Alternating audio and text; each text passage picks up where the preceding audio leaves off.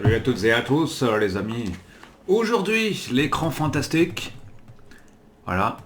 Terry Gilliam, le maître de l'imaginaire. Le dernier hors-série en date voilà, de l'écran fantastique vintage, ce que c'est. Donc là, c'est pas les numéros normaux. Vous savez que l'écran fantastique se décompose en deux magazines.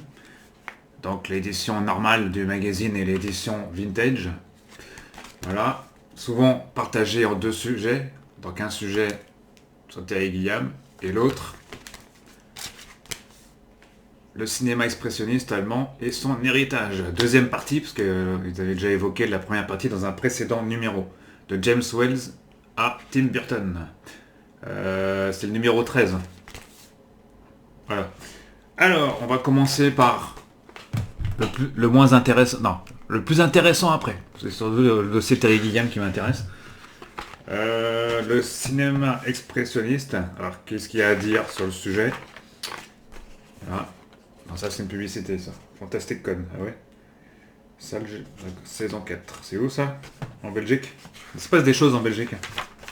Un salon en Belgique. Fantastic Con, saison 4, avec l'écran fantastique.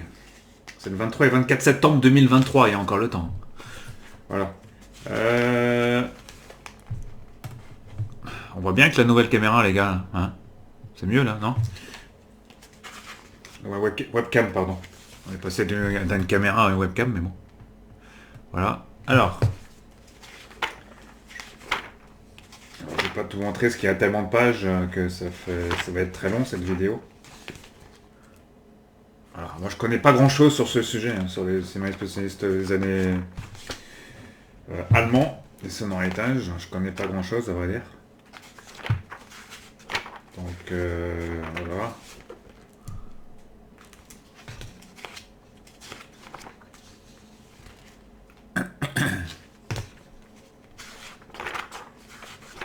Il y a beaucoup de pages. Il y a beaucoup de pages. Je ne sais pas si vous connaissez le cinéma, vous allez en apprendre beau sur ce sujet. Réalisateur. Oh, ça c'est connu, Nosferatu. Alors moi je suis pas fan de ce cinéma-là, mais bon, ça me plaît ça. Ah, Universal, la maison des monstres. Ça c'est bien ça. Ils vont aimer ça, c'est bien. Ça a déjà été évoqué plus ou moins dans la première partie du magazine. Je vous avais présenté il y a quelques mois. Voilà. Et on arrive à Tim Burton, qui est un spécialiste aussi de ce genre. Beetlejuice. Batman.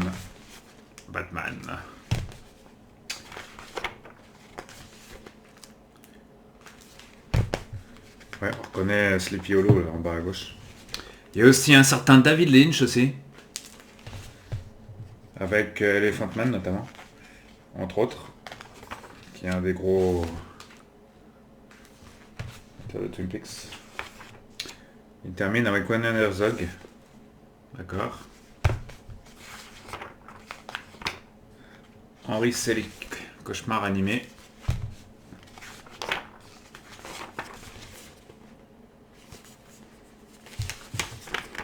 Le golem sur les écrans hexagonaux.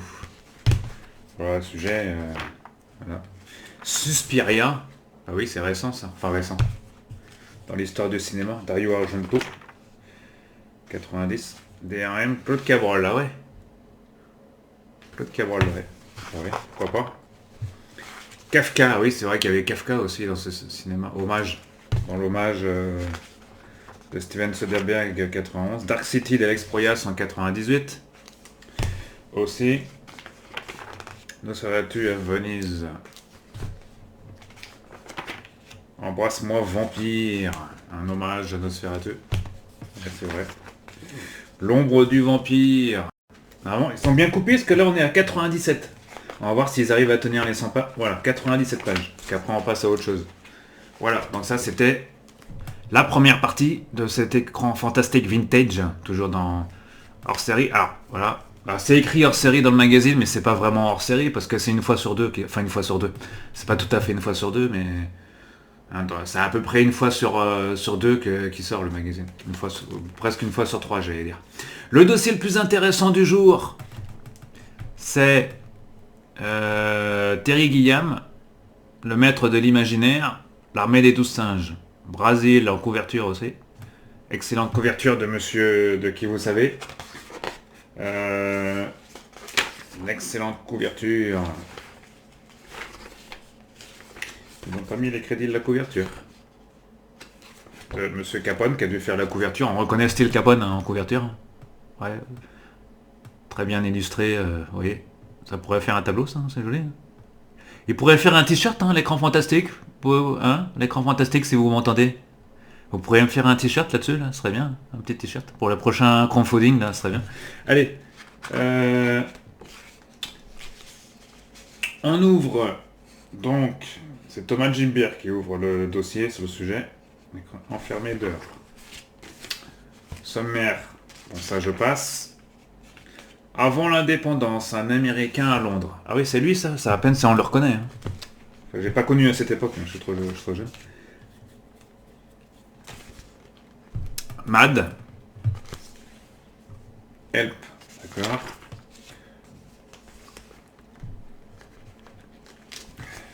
On rappelle dans le dossier sur Terry Gilliam. Le monsieur anglais qui fait pas mal de films. De films. Jabberwocky. Ouais, c'est vrai qu'il y a... ouais. Alors là, on est dans d'abord les plus anciens films, forcément, les premiers films.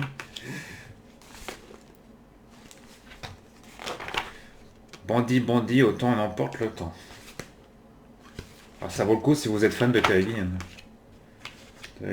Terry Gilliam, si vous êtes fan du monsieur et de tous ses films.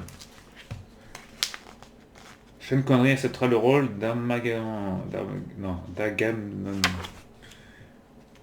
Dieu sur le tournage. Bandit. 10 mars 82 en France, Grande-Bretagne. Ensuite, on passe au film, certainement le film le plus culte qui m'ait été permis de voir. Voilà. Brésil. Voilà. De Terry Gilliam. Brésil, un film quasiment cultissime. Maintes fois parodié. Une chanson avant d'être un film. Il y a beaucoup d'anecdotes sur le sujet. Oula, il y a des beaux... Pilou, il fait quoi Pilou là? C'est censé Steven Spielberg. Ouais, il y a beaucoup d'anecdotes à ce sujet. Ah ouais, il aurait pu jouer dans Lego 7 heures, dans beaucoup de choses. Un gros dossier sur Brésil, parce que c'est quand même un des films pionniers du réalisateur. Brésil, une affiche de rêve, etc. Les effets spéciaux, comment... Voilà, tout. Alors que Tom Cruise a envisagé, Guillaume confie le rôle principal à Sam Laurie. À Jonathan Pryce. Ici, là, sur la photo. Monsieur Jonathan Pryce, excellent acteur anglais. Voilà, Grande-Bretagne, sortie 85 en France. Décembre 85, Guillaume. Le film culte. Brésil, ressorti en Blu-ray. Je vous conseille fortement de regarder. Love Conquer le Brésil que vous n'auriez pas pu voir. D'accord, ce qu'on n'aurait pas pu voir. Des différents montages. C'est un gros dossier, Brésil, je vous l'avais dit. On continue avec Terry Gilliam. Le monde est presque devenu tel que je le décris dans Brésil. Il avait raison, le monsieur. Quand vous regardez, vous connaissez tous le cinéma fantastique dans Brésil. Vous avez tous vu Brésil, les amis, quand même. Si vous n'avez pas vu Brésil, vous avez raté quelque chose. Si vous me regardez, Brésil, c'est quand même un monument. Et c'est vrai que ça reflète aujourd'hui le monde aujourd'hui. Monsieur qui est derrière les Monty Python, notamment. Il est très connu pour avoir fait les Monty Python, le monsieur. D'ailleurs, on le voit là, le monsieur, là. Terry Gilliam, ici, là. C'est lui, c'est le monsieur là qui est là. Voilà. En octobre 2014, à Londres, devant les marionnettes qui serviront d'obus à John Neville et Matterman dans les aventures du baron de Munchausen. Bah oui, c'est vrai qu'il y a ce film. Ouais, il y a ça aussi, bah oui. Regardez-moi ça, on est encore dans le dossier Brésil. Interview avec le monsieur, Terry Gilliam. Interview très intéressante à retrouver dans ce numéro. Alors, il vaut son pesant dans ce numéro. Voilà.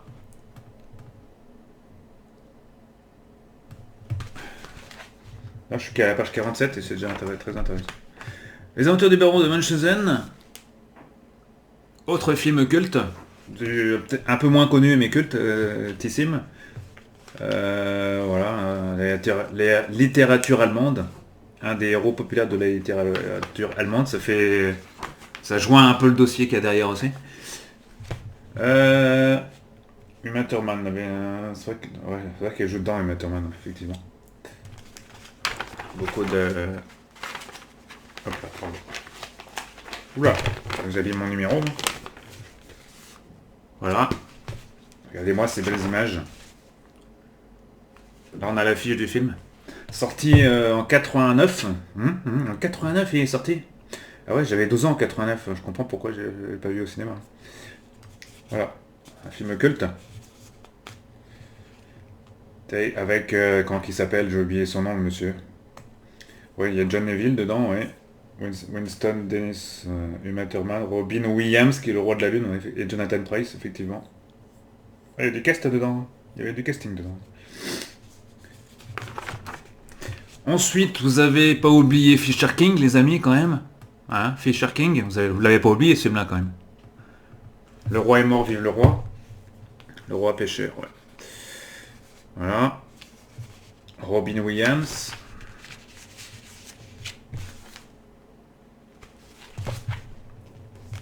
Quand on me demande, je réponds le sac des poètes disparus et Fisher King. C'est long métrage préféré. Robin Williams, on lui avait posé la question, l'acteur Robin Williams, qui nous a malheureusement quittés il y a quelques années maintenant. Quand on me demande quels sont mes longs métrages préférés, je réponds Le Cercle des poètes disparus, dans lesquels il a un fort excellent rôle, et Fisher King. Voilà, je rappelle que Fisher King est un film qui est sorti en 1991, hein, qui a eu il me semble qu'il a eu un énorme succès au cinéma.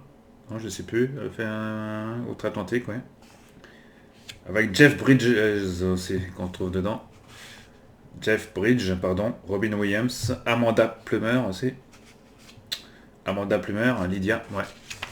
Ouais, vous pouvez la voir aussi dans Star Trek Picard, en ce moment, dans la série, dans la 3e saison de la série. Parce que son père avait joué un rôle très important dans la franchise Star Trek aussi. L'armée des 12 singes. Le film, hein, parce qu'il y a aussi une série dérivée. Une série un peu compliquée, hein, faut s'y retrouver. Je conseille plutôt de regarder plus le film que la série. Voilà. Enfin, le film est déjà compliqué en soi, mais il est pas mal le film. Avec un certain Bruce Willis. Voilà. Autre très grand succès, L'armée des 12 singes. Sorti en 1995, pour être exact, ouais. Bruce Willis, Brad Pitt, entre autres, Christopher Plummer, Christopher Meloni, entre autres, et John Seda, qu'on retrouve dans ce film aussi. Voilà. Qu'est-ce qu'il a fait d'autre, le monsieur? Bah oui, il y a aussi Las Vegas. Ah, ouais, je l'avais oublié, tiens, celui-là. Las Vegas Parano avec Johnny Depp et Benicio del Toro.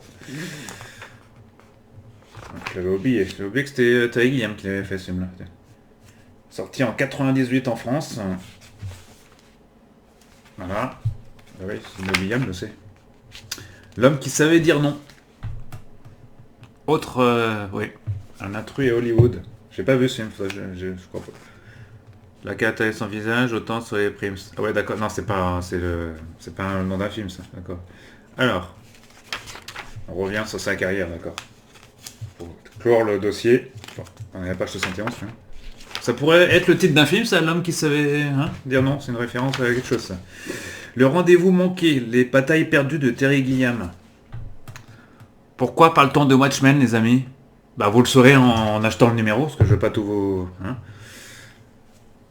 vous allez... Pourquoi c'est lié au Watchmen? Bah, vous allez l'apprendre en lisant ces 4 pages. Je vous en dirai pas plus. Beaucoup d'anecdotes. Ouais, ici dans Good Omens, du Dream série télé. Ah, j'aurais pu... D'accord. Les frères Grimm. Un conte cauchemardesque. Réalisé par Terry Gilliam.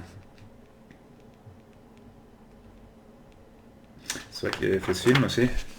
Des frères Grimm. Je sais même pas si je l'ai vu, ce film-là. Je crois pas. Ça, par contre, ça, c'est quelque chose aussi. Ça, c'est un film aussi excellent. Hein. Taille de Land. Excellent film. Voilà, Terry Gilliam avec qui dedans on retrouve beaucoup d'acteurs connus. Jeff Bridges, toujours. Jeff Bridges, pardon. Jennifer Tilly. Jennifer Tilly qui joue dedans. Ah bah oui, c'est vrai. Ouais. Alors le film, moi qui m'a beaucoup aimé, si je retiendrai deux de ces films, il y a Brasil, évidemment. Il y a beaucoup d'autres films très intéressants. L'armée des 12 singes, évidemment. Le Baron. Et celui-là. Je crois que celui-ci, c'est un de mes films catégorie. Dans le haut de mes films préférés, je pense qu'il y a celui-ci. L'Imaginarium du docteur Parnassus. Avec le regretté Heath Ledger. Qui avait incarné le Joker aussi. Excellent film. Culte, pour pas dire très culte. Heath Ledger et vous aviez Johnny... C'était le dernier film de... C'est Terry Gilliam qui dit ça, hein. Je sais ce qu'il dit. C'était le dernier film de Heath Ledger et vous aviez Johnny Depp, Jude Law et Colin Farrell à l'affiche, mais ça ne semblait pas suffire à Hollywood. Zéro théorème, on va en parler dans un instant. Alors Parnassus, sorti en 2009, et ouais, moi je l'ai vu à la télé, hein, ce film, j'ai été blousé par le film. Quand je l'ai vu sur Canal+, à l'époque, c'était quelque chose quand même. Avec Christopher Plummer, justement, qui joue le rôle de Parnassus. Colin Farrell, on retrouve toujours les acteurs forts, Johnny Depp aussi. D'ailleurs, le film est en... Non, c'est pas celui-ci qui est en vente avec Zéro Théorème, je sais pas. Non, je crois pas. Hein. Non, je crois que Zéro Théorème est en vente en double DVD. Ouais, ça doit être celui-là, je sais pas. Justement, à côté, il y a Zéro Théorème qui est pas mal aussi. Je l'ai vu en direct en Blu-ray ou en DVD, je sais plus, c'est en Blu-ray, je crois que j'ai dû voir. Une dystopie colorée. Scénario signé Terry Gilliam, forcément. Un très bon film aussi. Sorti en 2014 en France. Là, réalisé et écrit par Terry Gilliam. Non, et coécrit par Terry Gilliam et réalisé aussi par Terry Gilliam. Avec Christopher Waltz, entre autres. Ben Whishaw aussi qui joue dedans.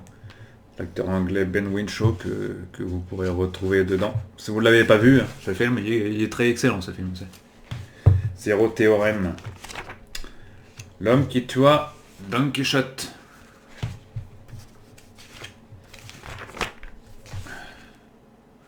Ah, je l'attendais ce numéro sur Terry Gilliam.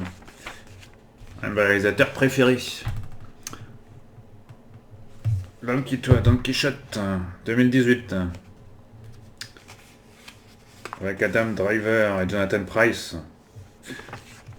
Et ça clôt le dossier, l'excellent dossier, voilà. S'il faut acheter ce numéro de l'écran fantastique, c'est surtout pour le dossier qui tue. Terry Gilliam. Voilà. L'armée des 12 singes. Brasil. Film culte. Le maître de l'imaginaire, c'est qu'à le dire. Voilà, donc numéro 14,90, voilà, ça vaut largement 100 pesant de cacahuètes, je dirais l'autre. Voilà. À voir absolument dans sa bibliothèque. Écran fantastique, peut-être le meilleur numéro depuis le lancement. Depuis le lancement de ce magazine, je pense que c'est un des meilleurs, enfin pour ma part, hein, parce que moi je suis pas fan de tous les sujets, mais là, voilà, je suis pas forcément fan du cinéma expressionniste allemand par exemple. Donc pour moi, un des meilleurs numéros depuis le lancement du magazine, enfin de ce théorique, de ce hors-série en tout cas, de Vintage, parce que ça s'appelle Vintage. Voilà. Et j'attends toujours mon dossier sur Chucky. Là, j'ai hâte de voir, j'aurai des surprises. Parce que Chucky, ça mérite au moins un numéro de 100 pages, je pense, avec tout ce qu'ils ont pu faire sur les 2 saisons et tous les films qu'il y a derrière. Voilà. Donc, écran fantastique, Terry Gilliam, excellent numéro, à revoir absolument si vous êtes fan du réalisateur, enfin de moins de l'un de ses films. Vous avez envie de comprendre comment il a pu travailler et tout ça. Voilà, très belle couverture sur papier glacé. Toujours qualitatif. 14,90 €, c'est rien du tout. Voilà. Écran fantastique à avoir absolument. Allez, 20 minutes de vidéo, ça fait long, je sais, mais quand on aime, on ne compte pas. Je vous retrouve presque assez souvent. On va essayer de poster au moins une vidéo tous les 2-3 jours pour accélérer un peu. Bon visionnage de films et de séries et de jeux vidéo et à très bientôt les amis.